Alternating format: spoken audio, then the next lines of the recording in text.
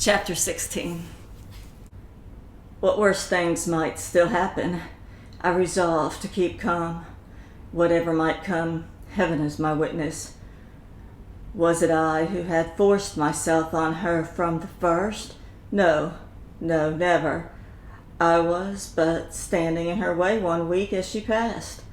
What a summer it was here in the north. Already the cockchafers had ceased to fly, and people were grown more and more difficult to understand.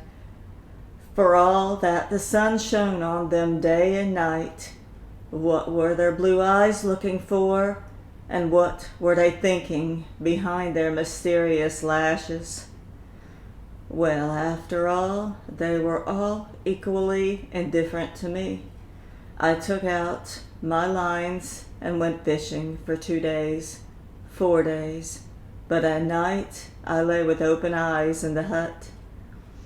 Edwarda, I have not seen you for 4 days.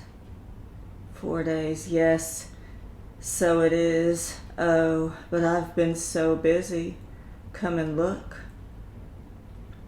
She led me into the big room. The tables had been moved out, the chairs set round the walls, everything shifted. The chandelier, the stove, and the walls were fantastically decorated with heather and black stuff from the store. The piano stood in one corner. These were her preparations for the ball. "What do you think of it?" she asked. "Wonderful," I said. We went out of the room. I said, "Listen, Edwarda, have you quite forgotten me? I can't understand you." She answered in surprise. "You saw all I've been doing. How could I come and see you at the same time?" "No," I agreed. "Perhaps you couldn't. I was sick and exhausted with want of sleep. My speech grew meaningless and uncontrolled. I had been miserable the whole day. No, of course you would not come. But I was going to say in a word, something has changed. There is something wrong. Yes, but I cannot read it in your face what it is. There is something very strange about your brow, Edwarda. Yes, I can see it now." "But I've not forgotten you," she cried, blushing, and slipped her arm suddenly into mine.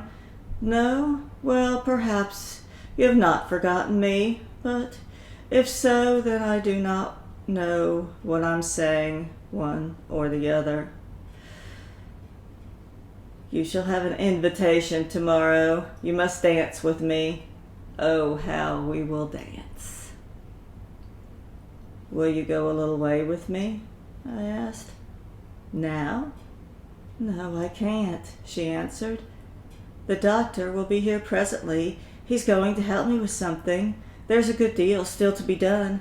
And you think the room will look at all right as it is? But don't you think?" A carriage stops outside. "Is the doctor driving today?" I ask. "Yes, I sent a horse for him. I wanted to spare his bad foot. Yes. Well, I must be off. Good day. Good day, doctor. Pleased to see you again. Well and fit, I hope. Excuse my running off." Once down the steps outside, I turned round. Edwarda was standing at the window watching me. She stood holding the curtains aside with both hands to see, and her look was thoughtful. A foolish joy thrilled me. I hurried away from the house light-footed, with the darkness shading my eyes. My gun was light as a walking stick in my hand. If I could win her, I should become a good man, I thought. I reached the woods and thought again. If I might win her, I would serve her more untiringly than any other. And even if she proved unworthy, if she took a fancy to demand impossibilities, I would yet do all that I could and be glad that she was mine. I stopped, fell on my knees, and in humility and hope licked a few blades of grass by the roadside, and then got up again. At last I began to feel almost sure. Her altered behavior of late, it was only her manner. She had stood looking after me when I went, stood at the window, following with her eyes till I disappeared. What more could she do? My delight upset me altogether. I was hungry and no longer felt it. Aesop ran on ahead. A moment afterward he began to bark. I looked up. A woman with a white kerchief on her head was standing by the corner of the hut.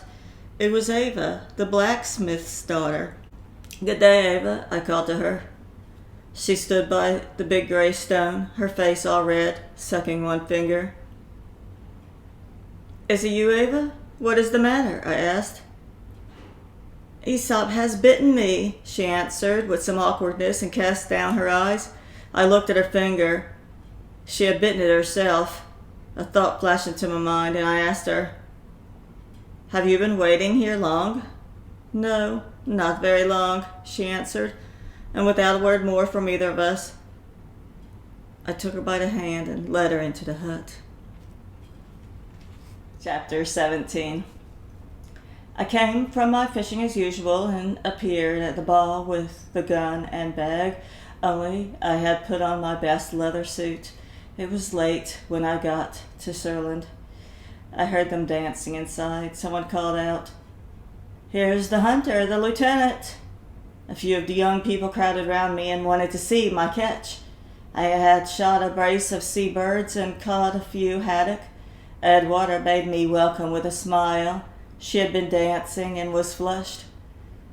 "The first dance with me," she said, and we danced.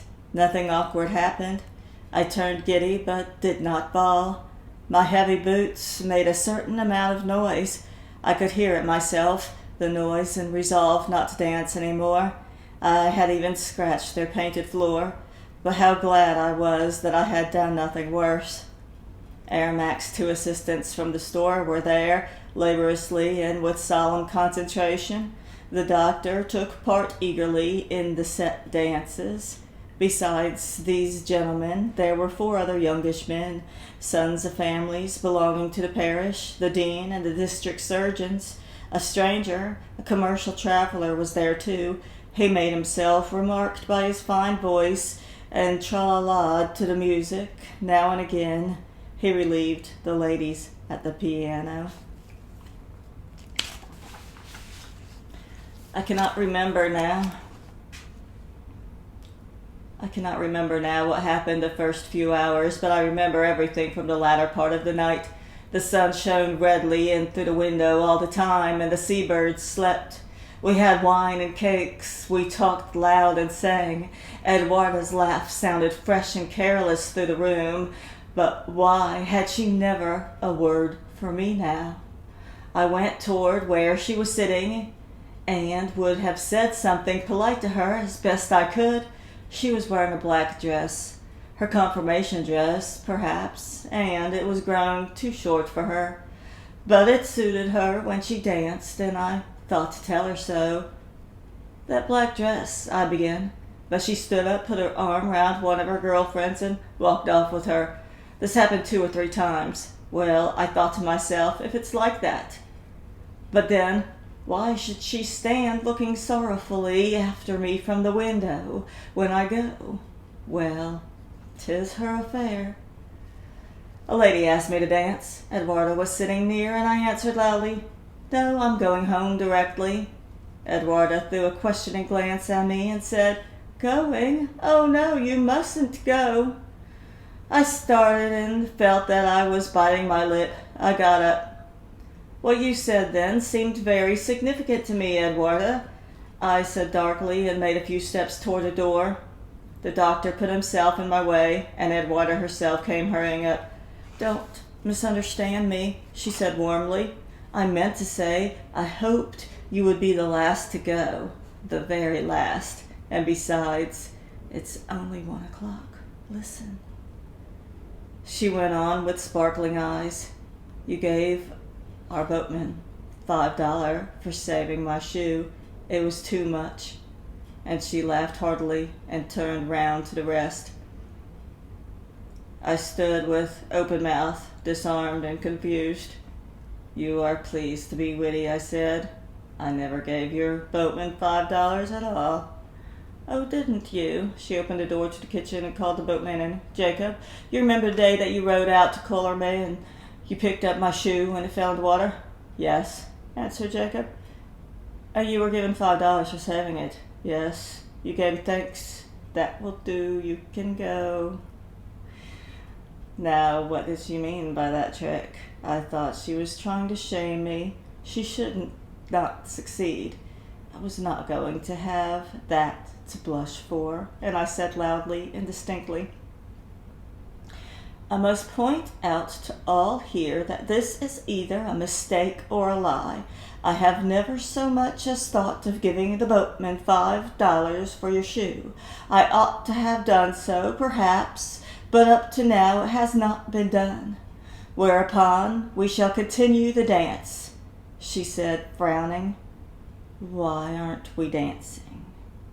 She owes me an explanation of this, I said to myself, and watched for an opportunity to speak with her.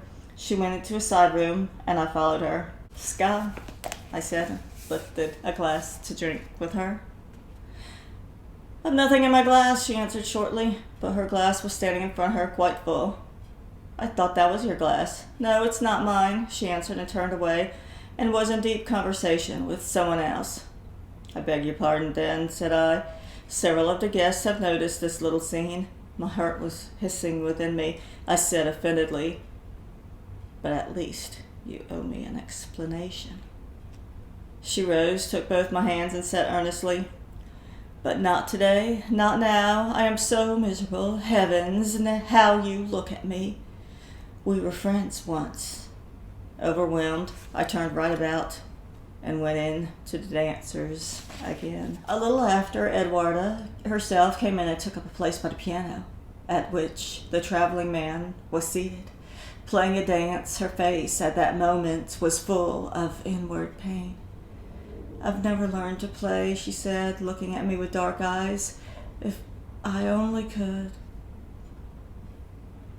I could make no answer to this, but my heart flew out toward her once more, and I asked, why are you so unhappy all at once, Edwarda? If you knew how it hurts me to see.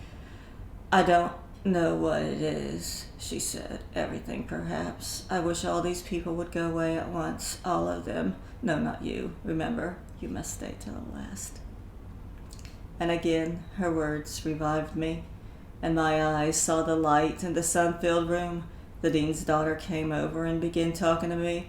I wished her ever so far away and gave her short answers, and I purposely kept from looking at her, for she had said that about my eyes being like an animal's. She turned to Edwarda and told her that once, somewhere abroad, in Riga I think it was, a man had followed her along the street, kept walking after me, street after street, and smiling across at me. She said, why, was he blind then? I broke in, thinking to please Edwarda, and I shrugged my shoulders as well. The young lady understood my coarseness at once and answered, he must have been blind indeed to run after anyone so old and ugly as I am. But I gained no thanks from Edwarda for that. She drew her friend away. They whispered together and shook their heads. After that, I was left altogether by myself. Another hour passed. The seabirds began to wake out in the reefs. Their cries sounded in through the open windows. A spasm of joy went through me at this first calling of the birds, and I longed to be out there on the islands myself. The doctor, once more in good humor, drew the attention of all present. The ladies were never tired of his society. Is that thing there my rival? I thought, noting his lame leg and miserable figure. He had taken to a new and amusing oath. He said "dog pencil," and every time he used that comical expression, I laughed aloud in my misery. I wished to give the fellow every advantage I could, since he was my rival.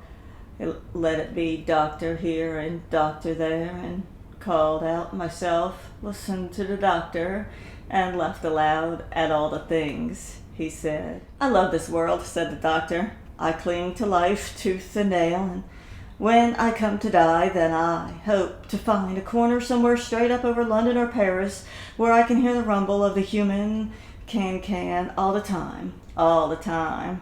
Splendid, I cried and choked with laughter, although I was not in the least bit drunk. Edwarda, too, seemed delighted. When the guests began to go, I slipped away into the little room at the side and sat down to wait. I heard one after another saying goodbye on the stairs. The doctor also took his leave and went. Soon all the voices had died away. My heart beat violently as I waited. Edwarda came in again. At sight of me, she stood a moment in surprise. Then she said with a smile, "Oh, are you there? It was kind of you to wait till the last. I'm tired now." She remained standing. I got up then and said, "You'll be wanting to rest now. I hope you are not displeased any more, Edwarda. You were so unhappy a while back, and it hurt me. It will be all right when I have slept." I had no more to add. I went towards the door. "Thank you," she said, offering her hand. It was a pleasant evening. She would have seen me to the door, but I tried to prevent her. "No need," I said. "Do not trouble. I can find my way." But she went with me all the same. She stood in the passage, waiting patiently while I found my cap, my gun, and my bag. There was a walking stick in the corner. I saw it well enough. I stared at it. I recognized it. It was the doctor's. When she marked what I was looking at, she blushed in confusion. It was plain to see from her face that she was innocent, that she knew nothing of the stick. A whole minute passed. At last she turned furiously impatient and said, trembling, "Your stick, don't forget your stick." And there before my eyes, she handed me the doctor's stick. I looked at her. She was still holding out the stick. Her hand trembled.